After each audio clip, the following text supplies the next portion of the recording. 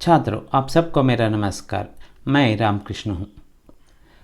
आज मैं समय सरगम उपन्यास से संबंधित जो एक अंक के प्रश्न पूछे जाते हैं उसके बारे में बताने आपके सामने आया हूँ। समय सरगम एक उपन्यास है। इस उपन्यास को मंगलूरु विश्वविद्यालय के चतुर्थ सेमेस्टर बीकॉम छात्रों के लिए निर्धारित किया गया है। इस उपन्यास से संबंधित कुछ एक अंक के प्रश्न हैं, उनको मैंने यहाँ आपके लिए प्रस्तुत किया है। पहला प्रश्न क्या है? समय सरगम उपन्यास की रचना किसने की है? ज़्यादातर इस प्रकार के प्रश्न पूछते हैं रचनाकार के बारे में। समय सरगम उपन्यास के रचनाकार कौन है? कृष्णा सोबती सही उत्तर है। कृष्णा सोबती को ज्ञानपीठ पुरस्कार कब प्राप्त हुआ? लेखक या लेखिका का परिचय बताते समय हमें यह भी सीखना है कि उन्हें कौन सा पुरस्कार कब प्राप्त हुआ है। उन्हें ज्ञानपीठ पुरस्कार प्राप्त हुआ है 2017 को 2017 में। कृष्णा सोबती की किस रचना के लिए साहित्य अकादमी पुरस्कार मिला है? इन्हें साहित्य अकादमी पुरस्कार भी प्राप्त हुआ है। किस उपन्यास के लिए, किस रचना के लिए यहाँ प्रश्न पूछते हैं? आपको उत्तर में लिखना है जिंदगी नामा। जिंदगी नामा उस उपन्यास का नाम है। समय सरगम उपन्यास की रचना किन को दृष्टि में रखकर की गई है? हर एक उपन्यास लिखते समय किसी वर्ग को दृष्टि में रखकर रचना करते हैं। यहाँ वरिष्ठ नागरिकों को दृष्टि में रखकर इस उपन्यास की रचना की गई है। वरिष्ठ नागरिक का मतलब है सीनियर सिटीजन्स। उनकी क्या समस्याएं होती है, उनकी जीवन शैली कैसी होती है आदि के बारे में यहाँ इस उपन्यास में लेखिका कृष्णा सोबती ने विचार व्यक्त किया है। समय सरगम उपन्यास की नायिका कौन है? नायिका का मतलब है मुख्य पात्र कौन है? आरण्या एक बूढ़ी है, एक स्त्री है। समय सरगम उपन्यास में नायक के रूप में और एक मुख्य पात्र है। नायक के रूप में कौन है? ईशान को हम उस उपन्यास का नायक कह सकते हैं। आरण्या और ईशान के इर्द गिर्द चारों ओर ही यहाँ कहानी चलती रहती है। ईशान के घर का नौकर कौन है? यहाँ ईशान विधुर था, घर में कोई नहीं थे, उनकी पत्नी और बच्चा मर गया था, इसलिए उसके घर में एक नौकर काम करता था, सब कुछ वही करता था। उसका नाम है बहादुर। ईशान क्यों अकेले रह रहे हैं? देखिए प्रश्न पूछते हैं अकेले रहना, अलोन, क्यों रह रहे हैं? ईशान की पत्नी और उनका बेटा दोनों मर चुके हैं, इसलिए वो अकेले रह रहे हैं। पत्नी और बेटा दोनों मर चुके हैं। ईशान और अरण्या के बीच में कैसा संबंध है? ये दोनों आसपास यानी कि पड़ोस में रहते थे। इनके बीच में कैसा संबंध रहा? दोनों मित्र है। आरण्या ने अपने आप में किन किन रूपों को नहीं देखा है? आरण्या भी यहाँ अकेली है। वह क्या कहती है अपने बारे में? खुद के बारे में बताते समय वह कहती है, मैंने अपने में माँ का रूप नहीं देखा, नानी का रूप नहीं देखा, दादी का रूप भी मैंने नहीं देखा है, इसलिए मैं कभी माँ नहीं बनी, नानी नहीं बनी, दादी नहीं बनी, इसलिए मैं अब भी, मेरी उम्र कम ही है, अभी मैं बूढ़ी नहीं हुई हूँ। इस प्रकार वह अपना विचार व्यक्त करती है ईशान से। किसने केक को कूड़ेदान में फेंक दिया था? यहाँ बहादुर ने यह काम किया था। क्या होता है, ईशान के घर में ईशान और आरण्या दोनों का जन्मदिन एक होने के कारण आरण्या 2 केक लेकर ईशान के घर जाती है। वहाँ जाने के बाद बहादुर क्या करता है, उसे उतना अच्छा नहीं लगता आरण्या का ईशान के घर में आना, इसलिए वह एक केक को कूड़ेदान में फेंक देता है। घर का नौकर बहादुर। ईशान कितने दिनों के लिए दिल्ली से बाहर जाने की योजना बनाते हैं? एक बार ईशान दिल्ली छोड़कर बाहर जाना चाहते हैं 1 महीने के लिए, 1 मंथ, फॉर 1 मंथ। ईशान को किन का प्रवचन सुनना अच्छा लगता है? ईशान हमेशा कृष्णमूर्ति का प्रवचन सुनते थे, उनका प्रवचन सुनना इनको बहुत अच्छा लगता था। ईशान और आरण्या ज़्यादातर चर्चा करते हुए कब नज़र आते हैं? वे हमेशा कभी कभी हमेशा, या हम बोल सकते हैं कभी कभी मिलते थे, लेकिन कुछ दिनों के बाद वे हमेशा हर दिन मिलने लगे। तो उनके बीच चर्चा ज़्यादातर कब होती थी? चाय पीते समय। जैसे चाय पे चर्चा आप याद रख सकते हैं, चाय पीते समय ज़्यादा चर्चा करते थे। ईशान पर किसका प्रभाव ज़्यादा हुआ है? ईशान एक धार्मिक किस्म के व्यक्ति थे, उन पर शून्यता का प्रभाव ज़्यादा हुआ है। शून्यता एक आदमी है, एक साधक है, हम उसे बोल सकते हैं एक साधक। शून्यता किस देश के नागरिक थे? शून्यता किस देश के नागरिक थे? वे डैनिश थे, डच देश के थे, उन्हें हम डैनिश बोलते हैं। डैनिश नागरिक को शून्यता नाम किसने दिया था? डैनिश का नागरिक है, डच देश का वह नागरिक है ना, तो उनका नाम शून्यता कैसे पड़ा? शून्यता नाम तो भारतीय लगता है, तो कैसे पड़ा? रमण महर्षि ने, एक संत रमण महर्षि ने उनको यह नाम दिया था। अकेले की यही इंतज़ाम है, चाय है तो चीनी नहीं, चीनी है तो दूध नहीं। यह किसका वाक्य है?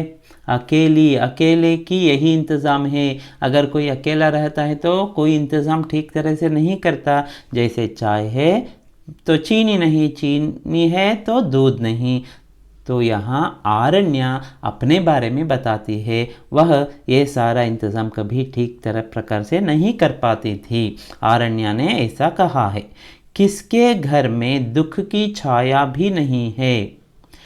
किसके घर में खुशियाँ ही खुशियाँ है? ईशान के घर में, क्योंकि ईशान ज़्यादा सोचता नहीं। वह भूतकाल में जीने वाला आदमी नहीं, भविष्य में जीने वाला आदमी भी नहीं है, वह वर्तमान में जीता है। इसलिए उसके जीवन में कभी कोई दुख नहीं है, क्योंकि वह वर्तमान में जीता है। ईशान के घर में दुख की छाया नहीं है। ईशान और आरण्या किसको देखने नरसिंह होम जाते हैं? एक और घटना आती है। ईशान और आरण्या दोनों किशोर को देखने, ईशान का जो मित्र था, दोस्त था किशोर को देखने के लिए नरसिंह होम में जाते हैं। ईशान किशोर को देखने के लिए क्या लेकर गए थे?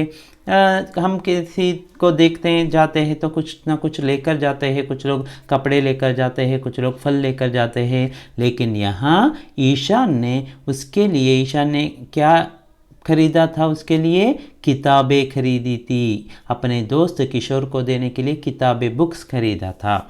दमयंती के घर में काम करने वाली औरत कौन है? दमयंती भी उनकी सहेली है। दमयंती के घर में जब ये दोनों जाते हैं तो उनके घर में एक नौकरानी थी काम करने वाली, उसका नाम है माधो। दमयंती के घर में काम करने वाली औरत है माधो। दमयंती कहाँ यात्रा करने जाती रहती है? दमयंती के पति के मरने के बाद दमयंती ज़्यादातर ऋषिकेश में जाती थी, साधु संतों के साथ दिन बिताती थी।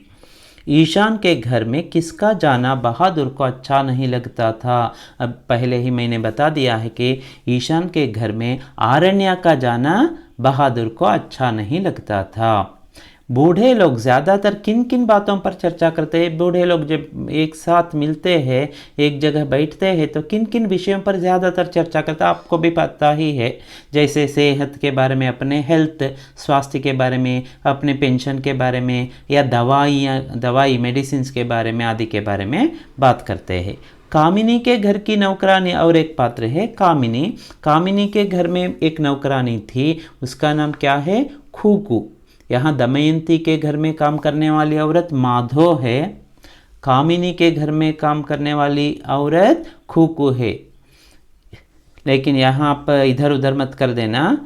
कामिनी की पोस्टिंग कहाँ हुई थी? जब वह काम करती थी तब उसकी पोस्टिंग कहाँ हुई थी? लंदन में। वह कोई सालों तक वह कहाँ काम करती थी? लंदन में, इंग्लैंड में काम करती थी। किसने कामिनी के घर को बेच डाला? अब कामिनी बूढ़ी हो गई है, अब उसके घर को कामिनी के भाइयों ने बेच डाला है। यह बात खुद कामिनी को भी पता नहीं है। कामिनी का भाई कामिनी को कहाँ भेजने की सोच रहा है? अब कामिनी का भाई और कामिनी के घर को बिना उसकी अनुमति के बेचकर उसे किसी नर्सिंग होम में भेजना चाहता है। कामिनी की हालत देखकर कौन डर जाती है। जब कामिनी को देखने ईशान और आरण्या जाते हैं तो उसकी हालत, उसकी स्थिति देखकर कौन डरते हैं, कौन डर जाती है?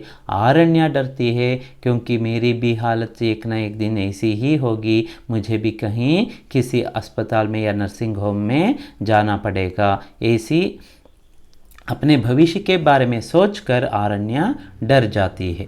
प्रभु दयाल के कितने बेटे थे? और एक यहाँ घटना है। प्रभु दयाल, उनके कितने बेटे थे? उनके 3 बेटे थे। प्रभु दयाल अपनी चाबी कहाँ रखते थे? प्रभु दयाल पैसे को ज़्यादा महत्व देते थे, इसलिए वे अपनी चाबी अपने बेटों पर, अपनी पत्नी पर विश्वास नहीं, उनकी पत्नी नहीं थी शायद, उनके बेटों पर विश्वास नहीं था, भरोसा नहीं था, इसलिए वे चाबी हमेशा अपने गले में लटकाए रहते थे। एक सूत में उसे बांधकर अपने गले में लटकाए रहते थे, जैसे हार की तरह। प्रभु दयाल का अनैतिक रिश्ता किसके साथ था? प्रभु दयाल का अनैतिक रिश्ता था, अनैतिक संबंध था, किसके साथ था? कलावती के साथ था। उनके दूर की रिश्तेदार कलावती के साथ उनका अनैतिक संबंध था। अंत में आरण्या किसके साथ रहने का निर्णय लेती है? अंत में वो किसके साथ रहना चाहती है? ईशान के साथ रहना चाहती है। जैसे आजकल जो लिव इन रिलेशनशिप है ना, वैसे वे दोनों एक ही घर में, जब यह अपना अपार्टमेंट जो बेच देती है तो बेचने के बाद कहीं रहने की जगह नहीं मिलती, किसी के घर में जाना चाहती है, लेकिन ईशान कहता है अगर तुम्हें कोई आपत्ति नहीं है तो तुम मेरे साथ ही अपने घर में रह सकती हो। तो आरण्या ईशान के घर में ईशान के साथ रहने का निर्णय लेती है। युगोस्लाव के सैनिक ने किसके नाम पर पत्र लिखा था? युगोस्लाव के एक सैनिक ने एक पत्र लिखा था, किसके नाम पर लिखा था?